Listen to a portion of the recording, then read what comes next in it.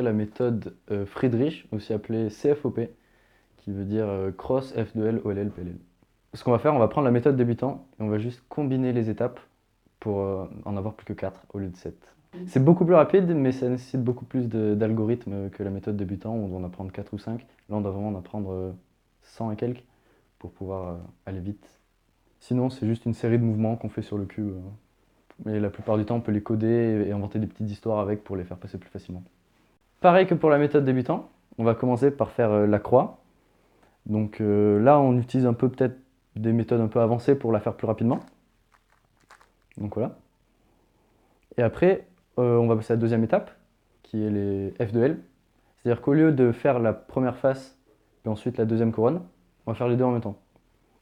Donc ce qu'on va faire, on va prendre un coin d'une certaine couleur et une arête qui lui correspond. C'est-à-dire une arête qui a les deux couleurs autres que blanc du coin. Donc là, on a le coin blanc, orange et vert.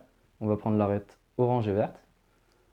On va les coller, c'est-à-dire comme ça, pour faire ce qu'on appelle une paire. Et après, on va juste insérer la paire pour avoir un bloc. Et on va répéter ça 4 fois, du coup, pour faire toute la deuxième couronne. Donc là, je repère un coin et une paire une arête qui correspondent. Je les colle, comme ça. Et puis, je les insère pour faire un autre bloc. Et je répète ça pour ces deux-là, comme ça. Et après, les deux dernières, là, comme ça. Et donc là, j'ai les deux premières couronnes en seulement 2 étapes.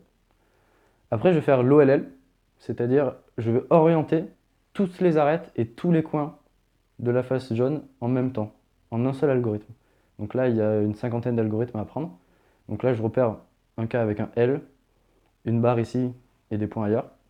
Je me place comme ça, je fais ma formule, et ça m'oriente toutes les arêtes et les coins de la face du haut.